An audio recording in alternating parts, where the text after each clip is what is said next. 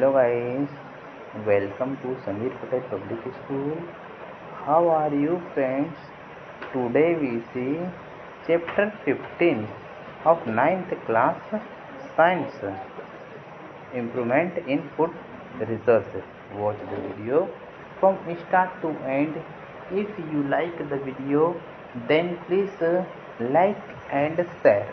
आइए हम chapter 15 improvement in food resources का सॉल्यूशन कर लेते हैं। ठीक है, इसका मीन्स होता है खाद्य संसाधनों में सुधार। ठीक है, खाद्य संसाधनों में सुधार को सॉल्यूशन कर लेते हैं। ठीक है,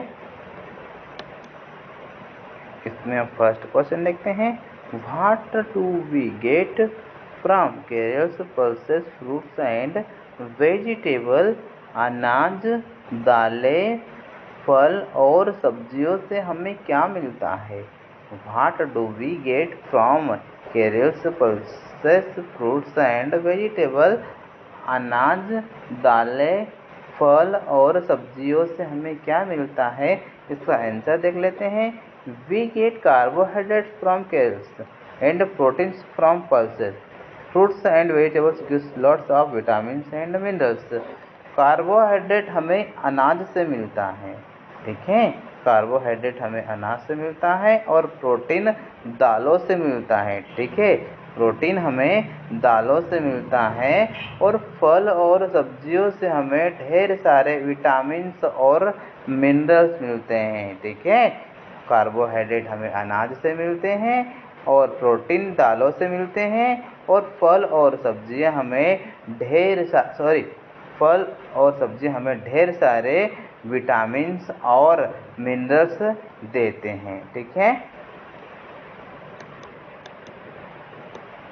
नेक्स्ट क्वेश्चन देखते हैं, how do biotic and abiotic factors affected crop production. Biotic means होता है जैविक और अबायोटिक मीन्स होता है अजैविक। जैविक और अजैविक कारक फसल उत्पादन को कैसे प्रभावित करते हैं। जैविक और अजैविक कारक फसल उत्पादन को कैसे प्रभावित करते हैं, इसका आंसर देख लेते हैं। Biotic factors like pests, insects etc। जैविक कारक जैसे कीट आदि फसल उत्पादन को कम करते हैं। ठीक है, रिड्यूस द क्रॉप प्रोडक्शन। ठीक है, पेस्ट हम क्रॉप्स बाय फीडिंग और देम। कीट फसलों को खाकर उन्हें नुकसान पहुंचाते हैं। ठीक है, कीट फसलों को खाकर उन्हें नुकसान पहुंचाते हैं। Weeds also reduce crop productivity bye competing with the main crop for nutrients and light. Abiotic factors like wind, rain, temperature etc. impact the or crop production. For example, droughts and floods almost completely destroy the whole crop of a particular area. खरपतवार भी पोषक तत्वों और प्रकाश के लिए मुख्य फसल के साथ प्रतिस्पर्धा करके फसल की उत्पादकता को कम करते हैं। ठीक है, जो फसल की उत्पादकता होती है उसे कम करते हैं।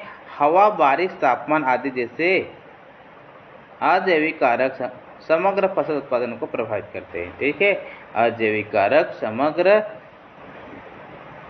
समग्र फसल उत्पादन को प्रभावित करते हैं।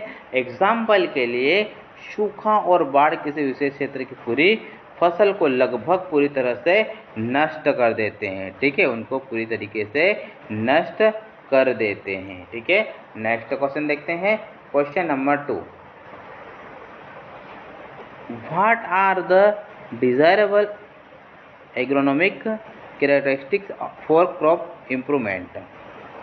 फसल सुधार के लिए वांछनीय कृषि संबंधित विशेषताएं क्या है। इसका आंसर आएगा the desirable agronomic characteristics for crop improvement. फसल सुधार के लिए वांछनीय कृषि संबंधित विशेषताएं हैं। ठीक है, फर्स्ट में हमें दिया गया है tallness and profuse branching in any fodder crop, किसी भी चारे की फसल में लंबाई और विपुल शाखाएं। ड्वार्फ कैरेक्टरिस्टिक इन कैरेट्स, अनाज में बोनी विशेषताएं। ठीक है, अनाज में बोनी विशेषताएं। ठीक है,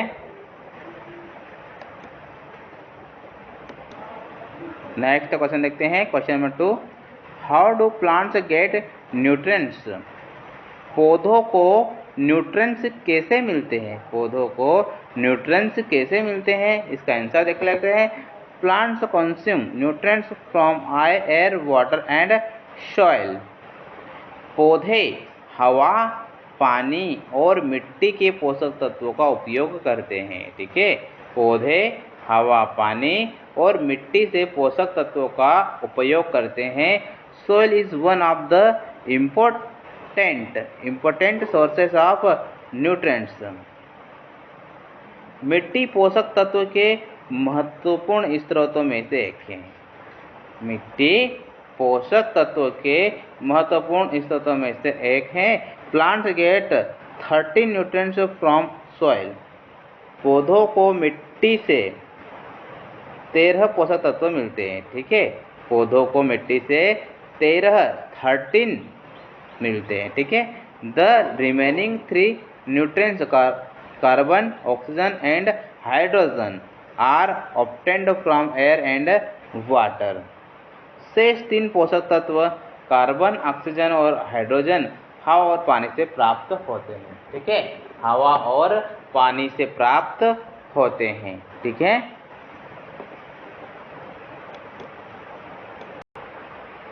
नेक्स्ट क्वेश्चन देखते हैं। Why should prevent measures and biological control methods be preferred for protecting crops? फसलों की सुरक्षा के लिए निवारक उपायों और जैविक नियंत्रण विधियों का क्यों प्राथमिकता दी जानी चाहिए? ठीक है, तो इसका आंसर देखते हैं। Preventive measures and biological control methods should be preferred for protecting crops because excessive use of chemical leads to environment problems. Biological methods harm neither crop nor environment. फसलों की सुरक्षा के लिए निवारक उपायों और जैविक नियंत्रण विधियों को प्राथमिकता दी जाना चाहिए। ठीक है, जैविक नियंत्रण विधियों को प्राथमिकता दी जानी चाहिए। बिकॉज क्योंकि रसायनों के अत्यधिक उपयोग से पर्यावरणीय समस्या होती है। ठीक है, क्योंकि रसायनों के अत्यधिक उपयोग से पर्यावरणीय समस्या होती है। जैविक तरीके न तो फसलों को नुकसान पहुंचाते हैं और न ही पर्यावरण को। ठीक है, न ही फसलों को नुकसान पहुंचाते हैं और न ही पर्यावरण को। ठीक है, नेक्स्ट क्वेश्चन देखते हैं। क्वेश्चन नंबर 2, व्हाट फैक्टर में be responsible for losses of grains during storage? भंडारण के दौरान अनाज के नुकसान के लिए कौन से कारक जिम्मेदारी हो सकते हैं? व्हाट फैक्टर में be responsible for losses of grains during storage? भंडारण के दौरान अनाज के नुकसान के लिए कौन से कारक जिम्मेदार हो सकते हैं? इसका आंसर देखते हैं। Factor causes loss of grains during storage. भंडारण के दौरान अनाज की हानि करने वाले कारक। भंडारण के दौरान अनाज की हानि करने वाले कारक फर्स्ट में दिया गया है बायोटिक फैक्टर, जैविक कारक। बायोटिक फैक्टर मीन्स होता है जैविक कारक। Insect, rodents, fungi and bacteria, कीड़े, पतंग, कवक और बैक्टीरिया आदि। ठीक है, नेक्स्ट देखते हैं अबायोटिक फैक्टर मीन्स अजैविक कारक, moisture content and temperature etc, नमी की मात्रा और तापमान आदि। नमी की मात्रा और तापमान आदि। नेक्स्ट क्वेश्चन देखते हैं, what management practice are common in dairy and poultry farming. Dairy और पोल्ट्री फार्मिंग में कौन सी प्रबंधन प्रथाएं आम हैं? डेयरी और पोल्ट्री फार्मिंग में कौन सी प्रबंधन प्रथाएं आम हैं? इसका आंसर देखते हैं, common management practice in dairy and poultry farming are. Dairy और कुक्कुट पालन में सामान्य प्रबंधन प्रथाएं। फर्स्ट में दिया गया है, proper shelter facilities and their regular cleaning. उचित आश्रय सुविधाएं और उनकी नियमित साफ सफाई, रेगुलर क्लीनिंग होनी चाहिए। ठीक है। नेक्स्ट देखते हैं सेकंड नंबर पर, some basic hygienic conditions such a clean water, nutritious food etc। कुछ बुनियादी स्वास्थ्यकर स्थितियां जैसे स्वच्छ पानी, पौष्टिक भोजन आदि। जैसे कि स्वच्छ पानी, पौष्टिक भोजन आदि। ठीक है।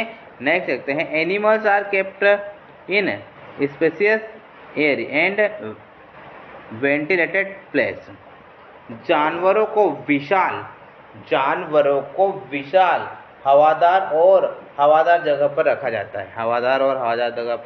रखा जाता है। Prevention and cure of disease at the right time is ensured. बीमारियों की रोकथाम और सही समय पर इलाज सुनिश्चित किया जाता है। Prevention and cure of disease at the right time is ensured. बीमारियों की रोकथाम और सही समय पर इलाज सुनिश्चित किया जाता है। ठीक है।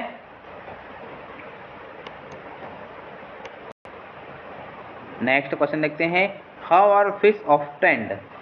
मछली कैसे प्राप्त होती है? इसका आंसर देखते हैं, fish can be obtained by 2 ways. मछली 2 प्रकार से प्राप्त की जा सकती है। Fish can be obtained by 2 ways. मछली 2 प्रकार से प्राप्त की जा सकती है। फर्स्ट में दिया गया है, कैप्चर फिशिंग, मछली पकड़ना। कैप्चर फिशिंग, मछली पकड़ना। It is the process of obtained fish from natural resources. यह प्राकृतिक संसाधनों से मछली प्राप्त करने की प्रक्रिया है। It is the process of obtained fish from natural resources. यह प्राकृतिक संसाधनों से मछली प्राप्त करने की प्रक्रिया है। सेकेंड पॉइंट देखते हैं, कल्चर फिशेज, सांस्कृतिक मत्स्य पालन। It is the practice of farming fishes. यह मछली पालन की प्रथा है। Farming can be done in both fresh water ecosystem which includes river water, ponds water and marine ecosystem. खेती मीठे पानी के पारिस्थितिक तंत्र जिसमें नदी का पानी, तालाब का पानी शामिल हो और समुद्री परिस्थितियों में तंत्र दोनों में की जा सकती है। ठीक है।